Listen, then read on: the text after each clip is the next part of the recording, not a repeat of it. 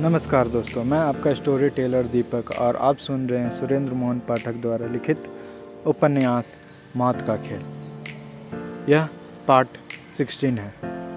अब आगे। अगले दिन जब पुलिस तफ्तीश करेगी तो उसे मालूम होगा कि बास्को एक बड़ा ही फसीदा आदमी था। वह गोकुलदास एस्टेट से नौकरी से निकाल दिए जाने के बावजूद भी 1 महीने की फालतू पगार मांगने और झगड़ा करने आया था। हालात से यही जाहिर होगा कि उस रात वह शायद शांता से कुछ रुपए झटकने की नीयत से आया था। शांता उस समय अपना मोतियों का कीमती हार पहने हुए थी। बास्को ने विनाश की संगमरमर की मूर्ति उठाकर शांता के सिर पर दे मारी, जिसकी वजह से उसके प्राण निकल गए। बास्को उसकी गर्दन से मोतियों का हार निकालकर वहां से भागा। वह अपनी किश्ती पर सवार हुआ और समुद्र में आगे बढ़ा। दुर्भाग्यवश अंधकार की ओर उसकी जल्दबाजी के कारण किश्ती किसी चट्टान से टकराकर पहले बेहोश हो गया और फिर पानी में दम घुट जाने से मर गया। किस्सा खत्म। शनिवार की शाम को कोठी का सारा स्टाफ दशहरा देखने चला गया। नर्स एलिस भी माधुरी को सर गोकुलदास की दवाइयाँ वगैरह के बारे में समझाकर वहाँ से विदा हो गई। अंधकार होने तक कोठी में केवल सर गोकुलदास, माधुरी, शांता और मैं बाकी रह गए थे। रात के 8:30 बजे के करीब मैंने सर गोकुलदास को उनके बिस्तर पर लिटा दिया। उसके बाद माधुरी ने मेरी छुट्टी कर दी और वह स्वयं सर गोकुलदास को एक उपन्यास पढ़कर सुनाने लगी। मैं अपने क्वार्टर में आ गया। 10 बजे के करीब कोठी की सारी बत्तियां बुझ गई।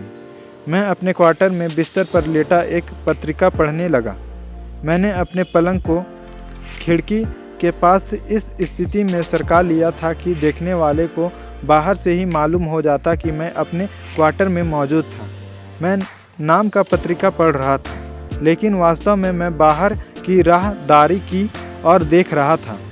लगभग आधे घंटे बाद मुझे अपने क्वार्टर से थोड़ी दूर पेड़ों के पास एक स्त्री की आकृति का आभास मिला। कुछ देर वह आकृति वहाँ खड़ी रही और फिर वापस कोठी की ओर बढ़ गई। मैं उसे चाल से ही पहचान गया था। वह निश्चित ही शांता थी, जो वह चेक करने आई थी कि मैं अपने क्वार्टर पर मौजूद था या नहीं। मैंने उसी की सहूलियत के लिए अपने पलंग को अपनी वर्तमान स्थिति में सरकाया था, ताकि शांता को दूर से ही मालूम हो जाता कि मैं क्वार्टर में मौजूद था। मैंने पत्रिका फेंक दी और प्रतीक्षा करने लगा। दूर कहीं घड़ियाल पर 11 चोटें पड़ी तो मैं अपने क्वार्टर की बत्ती बुझाकर बाहर निकल आया। मैं दबे पांव बीच पर स्थित केबिन की ओर बढ़ा। केबिन में अंधकार था। मैं केबिन के पिछवाड़े के एक पेड़ के पीछे छुपकर खड़ा हो गया। मैं तैयार था। मैंने हाथों में दस्ताने पहले पहने हुए थे। मेरी पतलून की बाईं जेब में शांता का मोतियों का हार था और दाईं जेब में रेत से भरी लंबी थैली थी। मैं प्रतीक्षा करने लगा। मेरे पास घड़ी नहीं थी। मैं केवल समय का अनुमान लगाकर ही काम चला रहा था। लगभग 10 मिनट बाद मुझे शांता केबिन की ओर बढ़ती दिखाई दी। मैं सतर्क हो गया और सांस रोककर पेड़ के पीछे खड़ा रहा। शांता केबिन के मुख्य द्वार पर पहुंची। उसने केबिन का ताला खोला और दरवाज़ा ठेलकर भीतर प्रविष्ट हो गई। मैं दबे पांव आगे बढ़ा और जाकर केबिन की दीवार के साथ लगकर खड़ा हो गया। केबिन के भीतर की बत्ती जल गई।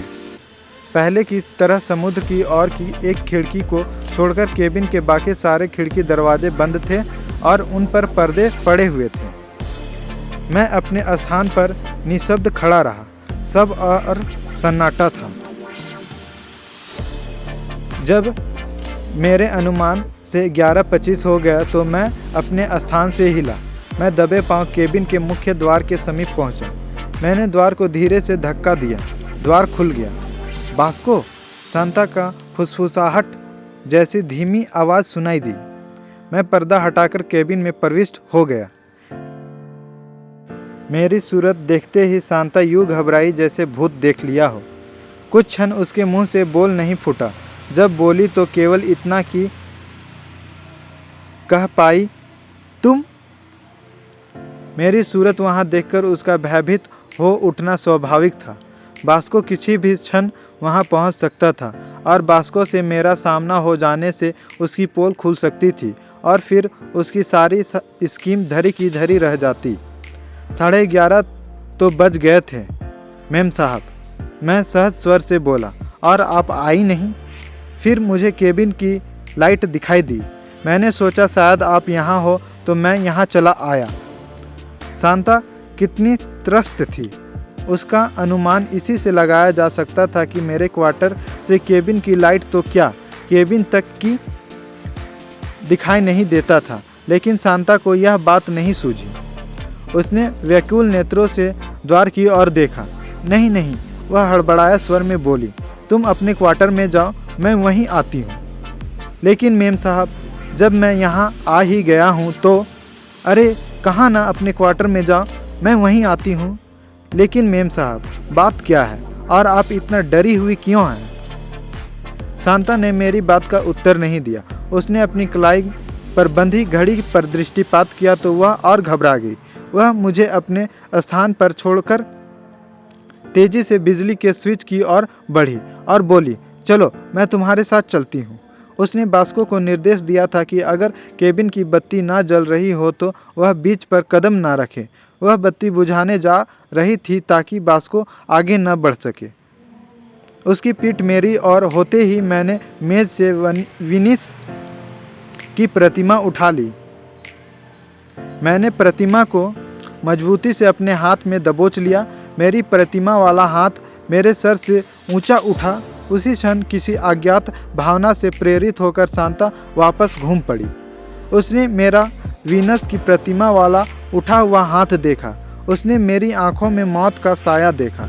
उसने मेरे हाथों में दस्ताने देखे और 1 सेकंड के 1000वें भाग में उसकी समझ में आ गया कि अगले ही क्षण उसका क्या अंजाम होने वाला था। दहशत से उसके नेत्र फट पड़े। चिल्लाने के लिए उसका मुंह खुला। उसके दोनों हाथ बचाव के लिए सामने फैल गए, लेकिन इससे पहले कि उसके मुंह से आवाज़ निकल पाती मेरा वीनस की प्रतिमा वाला हाथ बिजली की तरह नीचे गिरा। संगमरमर की भारी प्रतिमा शांता की खोपड़ी से टकराई। शांता की खोपड़ी तरबूज की तरह फट गई। उसकी खोपड़ी से खून के फव्वारे फूट निकले। वह भरभरा कर मेरे पैरों के पास फर्श पर ढेर हो गई। उसके प्राण निकल चुके थे। मैं खून से रंगी वीनस की प्रतिमा अपने हाथ में लिए अपने स्थान पर खड़ा हाँफता रहा। फिर मेरी निगाह अपने आप ही खुली खिड़की से बाहर की ओर उठ गई। दूर समुद्र की छाती पर मुझे किश्ती का आकार दिखाई दिया। बास्को आ रहा था। मैंने वीनस की प्रतिमा को शांता की लाश के समीप फेंक दिया और तेजी से केबिन से बाहर निकल आया। मैंने केबिन का द्वार भिड़का दिया और समुद्र की ओर बढ़ा। मेरा दायां हाथ अपने आप मेरे जेब में सरक गया और मेरी उंगलियां मजबूती से रेत की थैली की गिर्द लिपट गई। बास्को की किश्ती अभी किनारे से दूर थी। मैं पेड़ों के बीच से गुजरता हुआ आगे बढ़ा। विमल, मेरा खून सूख गया। मैं एकदम यूं ठिठक गया जैसे मैंने एक ही भी कदम आगे बढ़ाया तो मैं किसी गहरे कुएं में जा गिरूंगा। एक पेड़ के पीछे से एक साया निकला और मेरे सामने आ खड़ा हुआ। उस नाजुक घड़ी में अपने इतने समीप किसी दूसरे आदमी की मौजूदगी के विचार से ही मेरे प्राण निकल जा रहे थे। विमल, इस बार मैंने साये की आवाज़ भी पहचान ली और सूरत भी। वह डॉक्टर कश्यप था। हाँ जी, मेरे मुंह से घुटी हुई आवाज़ निकली। तुम यहाँ क्या कर रहे हो? डॉक्टर कश्यप बोला। उसने मेरे उत्तर की प्रतीक्षा नहीं की। उसने मेरी बाह थामी और मुझे एक पेड़ की ओट में खींच लिया। अभी यहाँ बास्को आने वाला है, डॉक्टर कश्यप बोला। तुम उसे दिखाई दे जाते तो गड़बड़ हो सकती थी। तुम यहाँ क्या कर रहे हो? मुझे नींद नहीं आ रही थी। जरा दिल घबराने लगा था। समुद्र की खुली हवा में हवा खाने आया था। तुम केबिन के पास से गुजरे थे? हाँ। भीतर तो नहीं गए थे? नहीं। क्यों? केबिन की बत्ती जल रही थी। तुम्हें हैरानी हुई होगी। हुई थी। आवाज़ मेरे गले में फंस कर निकल रही थी। फिर फिर भी तुमने यह जानने की कोशिश नहीं की कि भीतर कौन था? नहीं तो। दरअसल मैंने परवाह नहीं की थी। अच्छा ही हुआ, वरना सांता को चेतावनी मिल जाती। सांता? हाँ, केबिन में सांता है। जी हाँ। तुम्हें मालूम है वह बदकार औरत क्या करने वाली है? क्या करने वाली है? मुझे ऐसा लगने लगा जैसे मैं अपने पैरों पर खड़ा नहीं रह पाऊंगा, जैसे मैं अभी लड़खड़ाकर गिर पड़ूंगा। सांता और बास्को माधुरी की हत्या करने वाले हैं। सांता केबिन में बैठी बास्को का ही इंतजार कर रही है। बास्को किसी भी क्षण यहाँ पहुँच सकता है। मैंने उसके लिए जाल फैला रखा है। तुम्हारी जानकारी के लिए बता दूं कि पुलिस ने सारी स्टेट को घेरा हुआ है। मैं कुछ नहीं बोला। मैं कुछ बोलने के काबिल रहा भी नहीं था। मुझे लग रहा था जैसे किसी भी क्षण मेरे दिल की धड़कन रुक जाएगी। वह औरत तो पैदाइशी हत्यारी मालूम होती है। डॉक्टर कश्यप बोलता रहा। तुम्हें सुनकर हैरानी होगी कि सर गोकुल दास का मोटर एक्सीडेंट सांता की ही वजह से हुआ था। उसने सर गोकुल दास की कार की ब्रेक खराब कर दी थी ताकि वे मर जाते और उनकी वसीयत के अनुसार वो शीघ्र ही बदलने वाले थे। उनकी आधी दौलत सांता को मिल जाती, लेकिन तकदीर से सर गोकुल दास मरे नहीं, फिर पैरालिसिस के शिकार हुए। अब सांता जब उनकी मौत का इंतजार करते करते थक गई है तो आज रात वह बास्को से मिलकर एक नई चाल चलने वाली है। पहले बास्को माधुरी के साथ बलात्कार करेगा और फिर उसकी हत्या कर देगा। सर गोकुल दास यह समाचार सुनकर ही हार्ट फेल हो जाएगा, और अगर ऐसा नहीं हुआ तो वे लोग उनकी भी हत्या इस ढंग से कर देंगे कि ऐसा लगे कि वृद्ध बेटी की विभत्स मौत का सदमा ना बर्दाश्त कर सकने के कारण स्वर्ग सिधार गए। और उन्होंने तुम्हें फंसाने का पूरा इंतजाम किया हुआ है। उन्होंने ऐसी स्कीम बनाई हुई है कि माधुरी की मौत का इल्ज़ाम तुम पर आए। लेकिन डॉक्टर साहब, आपको यह सब कैसे मालूम? मैं डूबते स्वर में पूछा। सर गोकुल दास के त्रस्त करने के लिए सांता ने खुद अपनी घिनौनी स्कीम का सारा खाका उनके सामने खींचा था, क्योंकि वह जानती थी कि सर गोकुल दास न बोल सकते थे न लिख सकते थे।